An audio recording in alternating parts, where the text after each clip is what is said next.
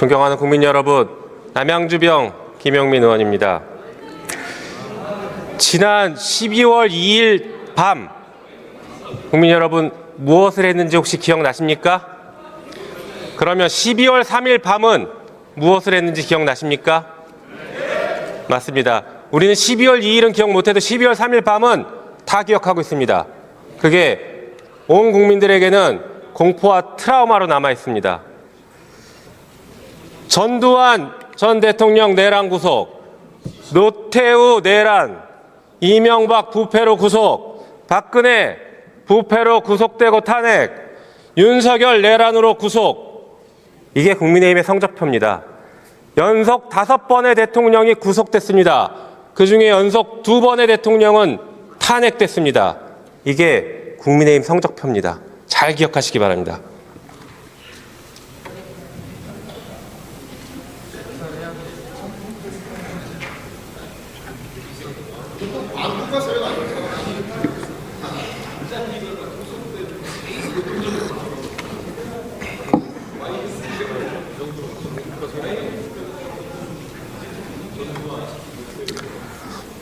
네, 최상목 부총리 나와주십시오.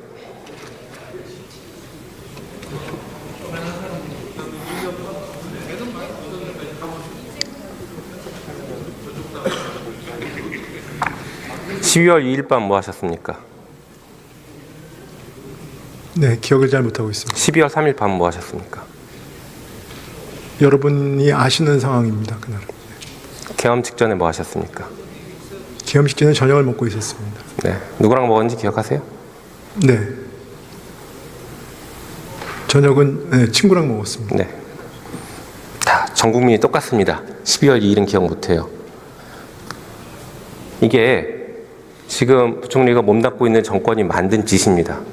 전 국민에게 이렇게 큰 공포와 트라우마를 심어줬습니다. 그날을 다 기억합니다. 모두가 기억합니다. 자, 지금 경제부총리이지 않습니까? 네. 네. 대통령 권한대행 순위로는 몇이죠? 저는 대통령 권한대행 순위는 몇 번째냐고요? 제가 2번째입니다. 네. 수많은 장관들이 있음에도 불구하고 왜 2번째라고 생각하세요?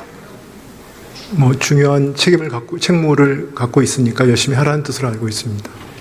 개인 최상목을 여쭤보는 게 아닙니다. 왜 경제부총리가 2번째죠? 그러니까 경제부총리가 그 자리 자체가 중요한 책무니까 책무라는 얘기로 말씀드리는 겁니다. 왜 중요한 책무라고 생각하십니까? 경제와 민생이 국민들한테 중요하기 때문입니다. 네, 대한민국이 정말 그만큼 경제를 중요시 생각한다라는 것을 헌법과 법률에 정해둔 것이라고 봐야겠죠? 네, 그렇습니다. 12월 3일 내란 비상계엄 선포 이후에 경제 상황 어떻게 됐는지 한번 브리핑해 주십시오, 국민들께. 12월에 그 정치적 불확실성이 확대됐습니다. 네, 그로 인해서 경제에는 굉장히 부정적인 영향이 커졌고요. 네, 그래서 그렇게 하면서 저희가 또 지금 글로벌 통상의 불확실성이 커진 그걸 더해져가지고 그런 부분들이 지금 경제나 민생에 있어서 굉장히 어렵습니다. 그래서 정부를 대표해서 국민 여러분께 송구스럽습니다. 다만 지금 현재의 경제 상황은 아까 말씀드린 정치적 불확실성에 더해서 우리가 글로벌 금융위기 이후에 후유증으로 고금리 고물가가 지속되고 있어서 민생이 어려웠습니다. 그 부분과 그 다음에 여러 가지 구조적인 이유들, 우리 주력 산업의 어려움, 이런 부분들까지 포함해서 이 모든 것들이 같이 지금 우리 경제를 짓누르고 있어서 굉장히 어렵습니다. 그래서 정부는 이런 상황에서 아까 말씀드린 것처럼 우리의 대외 신인도를 사수하고 그 다음에 경제와 민생, 그 다음에 우리 주력 산업의 생존 전략을 모색하는 데 좀 총력을 다하고 있습니다.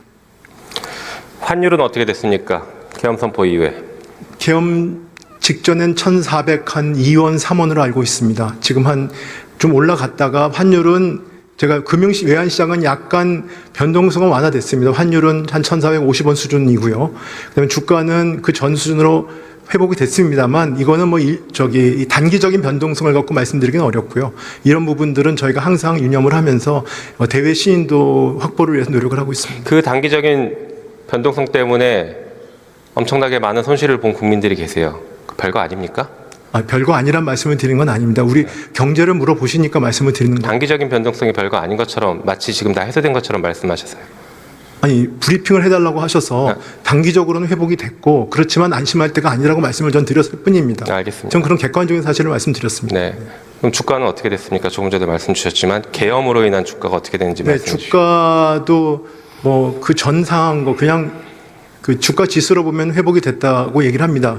그렇지만 이 모든 것들은 그 저희가 최근에 피치라도 하는 신용평가사에서 우리나라 신용평가를 그 가장 역사가 가장 높은 등급을 유지하고 있는데 그대로 유지를 했습니다.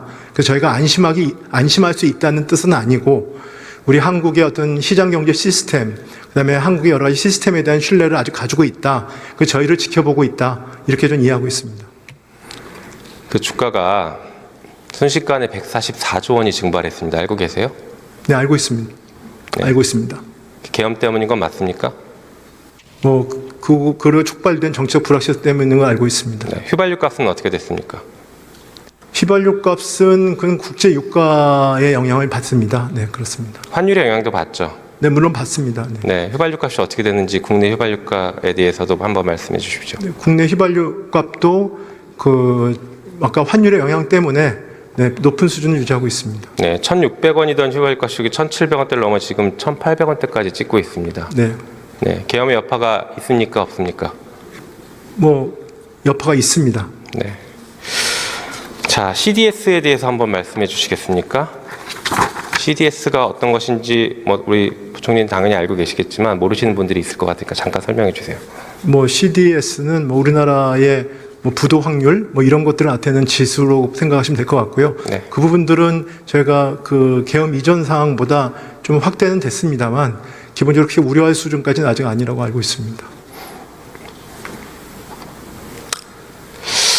CDS는 이제 말씀하신 것처럼 국가의 CDS도 있지만 금융권 CDS도 있고 이제 채권 발행할 때 CDS가 다 영향을 네, 미치죠. 있습니다. 네, 그렇습니다. 네. 그 CDS가 지금은 우려할 수준은 아니라고 하시지만 CDS가 계엄 직후에 국가 CDS가 폭등했던 건 알고 네, 계십니까? 그건 알고 있습니다. 어느 정도 올랐습니까? 제가 정확한 수치는 기억을 못합니다. 약 40pp 정도 올랐습니다. 네, 네. 급등한 것이죠, 그 정도면. 네. 그래서 제가 그 이후에 신용평가사 3사를 화상으로 다 면접을 했습니다. 네, 네. 은행도 보니까 한 40pp 정도 급등한 것 같습니다. 알고 계십니까? 네, 알고 있습니다. 예, CDS가 이렇게 올라가면 어떤 문제가 생깁니까, 경제에는? 일단은 차입을 할 때 그 비용이 올라갑니다. 맞습니다. 자금 조달에 일단 굉장히 큰 어려움이 생기겠죠. 네네. 예, 부도 가능성이 높아졌다. 신용 리스크가 발생했다라고 평가되기 때문에 그렇죠. 조달 비용이 높아질 수밖에 없는 것이죠. 네, 그렇습니다. 자, 지금 말씀하신 것 쭉 종합해 보면은 계엄 이후로 우리나라 경제 상황이 어쨌든 간 커다란 충격을 받았습니다. 맞습니까? 네, 충격을 받았습니다. 네. 12월 3일 비상계엄 선포하고 아무 일도 없었다라고 윤석열 대통령이 얘기하는데 맞습니까? 틀렸습니까? 대통령께서 사법 절차나 그 헌재 심판 절차에서 말씀하신 거에 대해 언급하는 건 적절치 않다고 생각합니다. 지금 경제가 가장 중요해서 부총리가 권한대행 2순인데 이 정도 얘기 못 하십니까? 12월 3일 비상계엄 때문에 경제가 큰 충격을 받았다 지금 말씀하셨습니다. 아무 일도 없었습니까? 제가 경제가 충격을 받았고 부총리께서는 12월 2일은 기억 못하고 말씀드렸습니다. 12월 3일은 기억하고 계십니다. 맞습니까? 네, 맞습니다. 네. 아무 일도 없었습니까? 그 질문 자체가 제가 답변하기 적절치 않습니다. 하고 싶은 얘기는 있겠지만 못 하시겠죠. 그렇게 이해하겠습니다.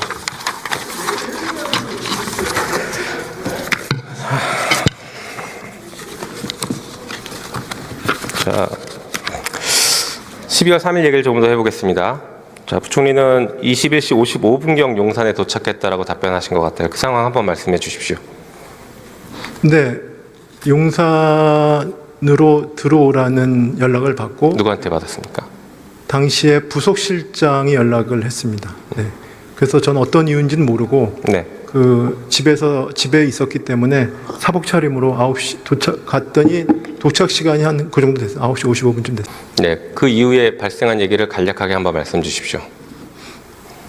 그 이후에 도착해서 대접견실을 들어가니까 모두들 몇 분 계셨는데 상당히 걱정이 많은 표정으로 계셨습니다. 그래서 왜 오늘 모였냐고 물어보니까 비상계엄이 지금 예정이 되어 있다 말씀이 들어서 제가 뭐 예상 당연히 하지 못했던 상황이고 너무 초현실적이라서 그 대통령 접견, 그러니까 집무실로 들어가서 저랑 몇 사람이 들어가서 대통령께 뭐 경제나 대외 신인도에 미치는 아주 부정적 영향이 크기 때문에 그 상당히 강하게 반대 의견을 말씀을 드렸었습니다. 네, 그렇지만 하여튼 그게 성사가 안 되고 다시 나와서 뭐 바로 직후에 계엄이 발표가 된 그런 상황입니다.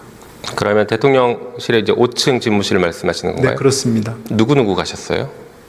제가 정확히 기억이 안 납니다. 왜냐하면 들어갔는데 저를 따라서 두 분 정도 들어왔는데요. 정확히 기억이 안 납니다. 당시 상황은 대통령이 장관들을 1대1로 설득하는 상황이었다라고 하는데 맞습니까? 그거는 큰 틀에서 제가 가니까 몇 분이 앉아 계셨고요. 아마 그 한 명씩 오면은 이제 그 사람들한테 얘기를 하는 그런 거였는지 모르겠습니다만 하여튼 전 제가 들어갔습니다. 대통령 집무실은 국무회의를 하는 장소는 아니죠? 집무실은 대통령 집무 보시는 장소입니다. 네, 옆에 대접견실은 회의도 합니다. 네. 집무실은 그러니까 국무회의를 하는 장소는 아니죠? 네, 그건 아닙니다. 네. 그러면 들어갔을 때 다른 분도 계셨다. 그러니까 대통령은 제가 들어갔을 때 대통령 혼자 계셨고 네. 저를 따라 들어온 그 국무위원이 두 분 정도 계셨습니다. 그럼 한 3분 정도 들어가셨습니까? 네, 그렇습니다. 대통령께서 들어가자마자 뭐라고 얘기하시던가요? 제가 먼저 얘기했습니다. 뭐라고 하셨습니까? 뭐 비상계엄을 하신다는 뭐 제가 정확히 워딩은 기억은 안 납니다만 네, 아까 취지만이라도? 네, 큰 틀에서는 제가 비상계엄을 하시면 안 된다라고 말씀을 드렸습니다. 뭐라고 하시던가요?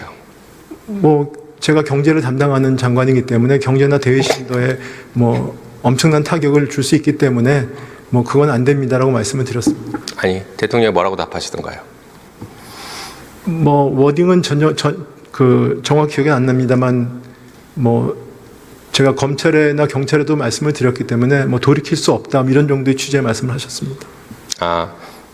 왜 계엄을 선포한다고 하던가요? 그런 말씀은 전 그 자리에서 못 들었습니다. 못 들었어요? 네. 그러면 계엄을 하는 논의가 아니라 통보의 자리였습니까? 글쎄 큰 틀에서 그 자리를 어떻게 보실지는 뭐 많은 분들이 판단하시면 될 것 같고. 노지를 했으니까 통보를 받은 겁니까? 네, 저는 아까도 말씀드렸듯이 직전에 갔기 때문에 뭐 그렇게 그런 자리에 제가 참여하지 못했습니다. 통보를 받으신 거예요? 통보를 받았다는 표현이 뭐 하여튼 그 상황을 알게 됐다 이렇게 말씀드립니다. 들어가서.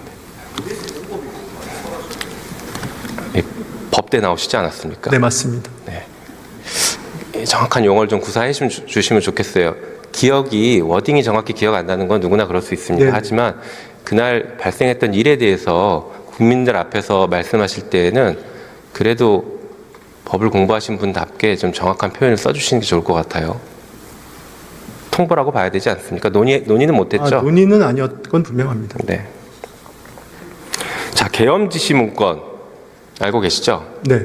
한번 보여주실까요? 저 문건입니다. 기획재정부 장관. 이 문건 받은 경로가 어떻게 되는지 몇 번 말씀하셨지만 계속 진술이 좀 다른 것 같습니다. 지금 이 자리에서 정확하게 정리 한번 해주십시오. 어떻게 받았는지. 뭐 저는 같이 진술했다고 생각하는데 좀 다르면 다시 한번 확인을 드리겠습니다. 네, 저거는 제가 대통령실에서 나오기 직전에 그 어떤 실무자를 통해서 접혀 있는 상태의 쪽지를 받은 상황입니다. 네, 그렇습니다. 그렇게 간단한 상황은 아니었던 것 같습니다. 처음에 이렇게 얘기했어요. 대통령이 들어가시다 갑자기 저한테 참고하라고 종이를 접어서 접은 종이를 주셨습니다. 대통령이 직접 줬다라고 처음에 진술했습니다. 그 바로 뒷질문에 알고 있습니다. 네, 고민정 의원실인데 그 뒤에 제가 그거는 정확히 보는 경로를 말씀드린 거고요. 네, 그래서 다시 한번 말씀을 드리면 제가 대통령실에서 나오기 직전이니까 대통령께서 대접견실에서 집무실 들어가시기 직전에 저에게 참고하라는 취지로 그 말씀이 계셨고 그 다음에 그 부분들을 옆에 있는 누군가가 저한테 그 쪽지를 전달해 준 것입니다. 그러니까 대통령에게 받은 게 맞네요. 뭐 직접 받은 건 아니면 대통령이 있는 자리에서 제가 받은 건 맞습니다. 대통령이 옆 사람한테 주라고 해서 줬으면 대통령이 준 게 아닙니까, 그게? 그러니까 저는 상황을 설명을 정확히 드리는 거 아니겠습니까? 네. 네. 그러면 어쨌든 대통령이 옆에 누군가에게 주라고 해서 그 종이를 받은 건 분명하죠. 네, 그렇습니다. 그런데 왜 윤석열 대통령은 헌법재판소에서 준 적이 없다고 합니까? 그 뭐 제가 그건 알 수 없는 상황입니다. 제가 그 부분은 알 수 없는 상황 아니겠습니까? 네. 네. 김용현 국방부 장관, 전 국방부 장관은 뭐 자신이 작성해서 자기가 실무진을 통해 줬다라고 하는데 맞습니까? 그것도 저는 알지 못합니다. 뭐 저는 그 자리 일단 전 실무자한테 받았기 때문에 누가 작성했는지 제가 알 수는 없는 상황입니다. 네. 알지 못하는 게 아니라 지금 제 얘기는 윤석열 대통령은 준 적이 없다고 얘기하는 것은 거짓말이고 김용현은 자기가 작성해서 대통령이 알 수 없는 상황에서 실무진을 통해서 줬다라고 하는 것 역시 지금 부총리의 진술대로면 거짓말이지 않냐 그걸 묻는 겁니다. 네, 그 뭐 제가 그건 판단하기 어려운 상황인 것 같습니다. 네. 그건 국민들께서 판단하시는 것으로 하겠습니다. 자, 이렇게 얘기하셨어요. 대통령이 제 이름을 부르시더니 저를 보시더니 참고 자료 이것 참고하라고 하니까 옆에 누군가가 줬다 이렇게 얘기했습니다. 네, 그때 이름 불렀습니까? 제 직책을 불렀습니다. 근데 왜 이름을 불렀다라고 말씀하십니까? 제가 그거를 이름이라고 혹시 부총리께서 이름이 경제부총리입니까? 아니요, 기획재정부 장관이라 불렀다고 제가 분명히 기획재정부 뒤에, 장관입니까? 네, 그 뒤에 제가 기획재정부 장관 이렇게 부르시더니라는 말씀을 제가 드린 것 같은데. 근데 왜 이름을 불렀다라고 돼 있을까요? 그렇게 말씀하셨을까요? 처음에? 뭐 모르겠습니다. 제가 그 단어를 그렇게 뭐 기획재정부 장관은 제 직책인데 글쎄요. 네. 평소에 대통령이 뭐라고 부르십니까? 기재부 장관 아니면 부총리 이렇게 불렀습니다. 네. 이름을 부른 적은 없습니까? 뭐 아주 가끔 뭐 사석 자리에서는 한두 번 부른 적은 있지만 평소에 이렇게 이름을 부르지는 않습니다. 네. 이날도 이름 불렀을 수도 있겠네요. 아닙니다. 그건 아닙니다. 그 자리에서는 이름을 부르지 않으셨습니다. 2024년 정부 예비비 불용액이 얼마입니까? 예비 불용액이 한 2조, 제가 좀 2조 얼마 정도 제가 언뜻 생각이 나. 맞습니다. 2조 5천억입니다. 네네. 2024년 국회 예산은 얼마인지 아십니까? 24년이요. 네, 작년. 작년이요. 제가 올해가 673조니 아니, 국회.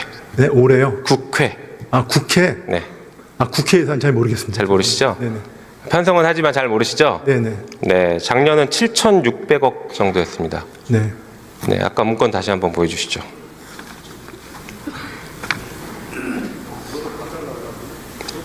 자, 보십시오. 예비비 충분히 확보하고 그다음 맨 밑에 국가 비상 입법기구 관련 예산을 편성할 것. 남는 예비비 2조 5천억이면은 국회 한 3개 정도 만듭니다. 맞습니까? 글쎄 뭐 단수 금액을 비교하면 그렇게 말씀하실 수 있는데 저 문건은 제가 지난번에도 말씀을 드린 적이 있는데 뭐 정확히 저 무슨 말 뜻인지 제가 모르는 좀 워딩이 써 있습니다. 네, 다시 한번 볼까요? 국가 비상 입법기구 관련 예산을 편성할 것에서 국가 비상 입법기구는 어떻게 이해했습니까? 지금 이해하는 걸 말씀해 주십시오. 그때는 그러니까 뭐 못 봤다고 얘기하셨으니까 그 말을 제가 일단 믿어드리겠습니다. 다만 지금 어떻게 이해하십니까? 지금 이해가 안 됩니다. 저게 국회를 대체하는 거라고 이해가 됩니까? 문헌상? 제가 작성한 문서가 아니고요, 의원님. 네. 그 제가 권한대행이든 부총리든 여기 와서 답변을 드리는 거 아니겠습니까? 네. 제가 예상을 해서 말씀드릴 수 있는 거는 아닌 것 같다고 생각합니다. 네. 저것은 써 있는 문구를 어떻게 이해하는지를 질문 드리는 겁니다. 네. 지금 봤을 때. 네. 아니, 잘 정확히 무슨 뜻인지 모르겠다고 말씀드리지 않았습니까? 모르겠습니까? 네.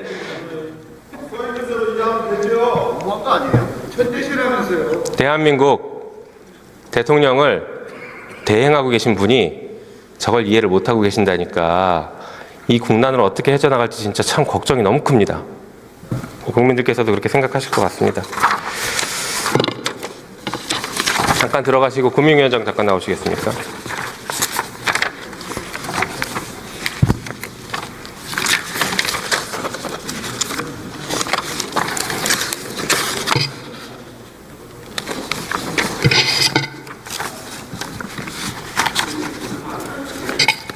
(12월 3일) 밤 뭐 하셨습니까?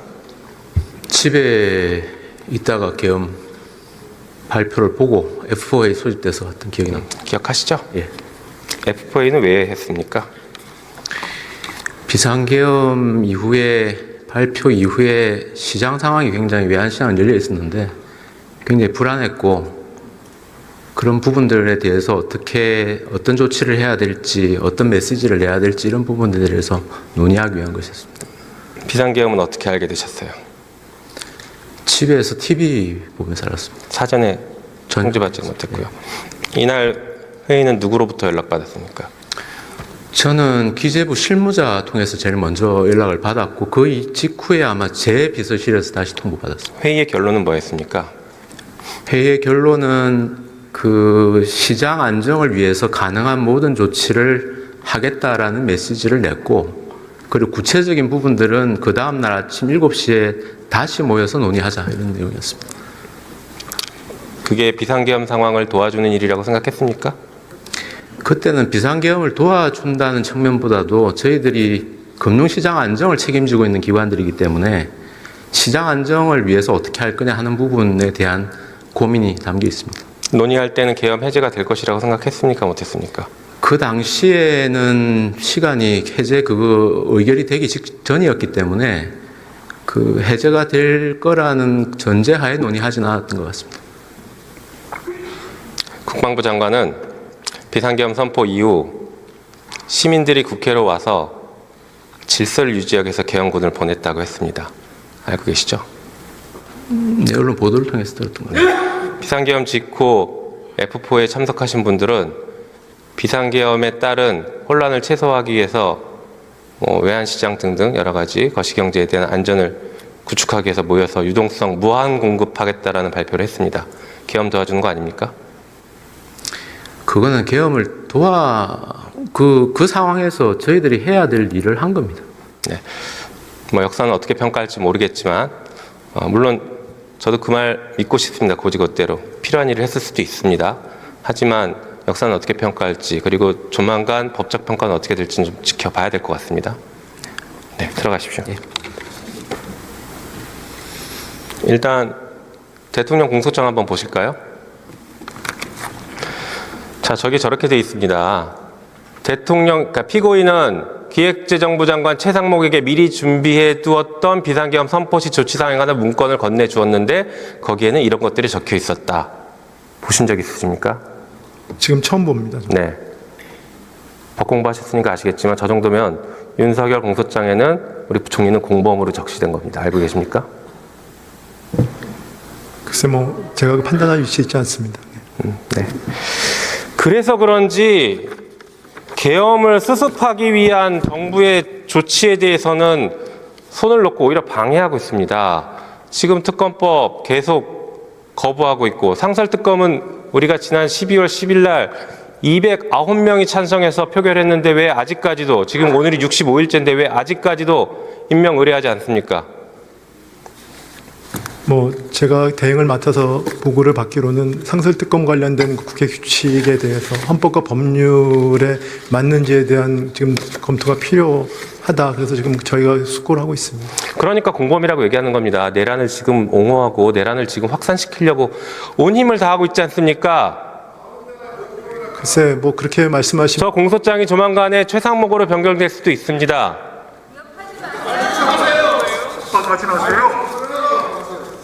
겁은 먹습니까? 답변하십시오. 질문이 그러니까 제가 죄송합니다. 제 질문 놓쳤습니다. 죄송합니다. 왜 의뢰 안 하냐고요?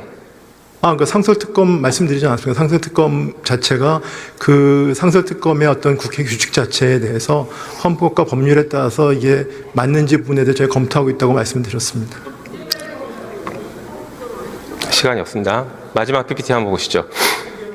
헌법재판소법에 따르면 헌법재판소가 권한쟁의 심판에 대해서 결정을 하면 반드시 따라야 하도록 되어 있습니다. 모든 국가기관 기속력이 있고 부작위에 대해서는 자기 의무가 있습니다. 보셔서 보십시오. 따르겠습니다. 일단은 지금 결정 전이기 때문에 예단해서 말씀드릴 수는 없고요. 아까 여러 번 말씀드렸지만 헌법재판소의 결정은 존중합니다만 아직 결정이 안 됐기 때문에 예단해서 말씀드릴 수가 없다고 여러 차례 말씀을 드렸었습니다. 이게 바로 내란을 증폭시키는 행동입니다. 결정하면 따라야죠. 윤석열 대통령이 파면 결정이 나면 따라야 됩니까? 따르지 않아야 됩니까? 그것만 말씀해 보십시오. 마지막 질문입니다. 헌법재판소의 판단은 제가 지금 존중해야 된다는 생각합니다. 네. 탄핵 결정이 나면 따라야 합니까? 존중만 하면 됩니까? 그 부분은 제가 법률로는 그 자체로 효력이 발생하는 부정합니까? 그대- 따라야죠. 제 말씀을 막고 계시지 않습니까? 지금 얘기를 하려고 하는데 그 부분에 대해서는 법률적으로 그대로 효과가 있는 걸로 알고 있습니다. 네. 따라야 한다는 것으로 이해하겠습니다.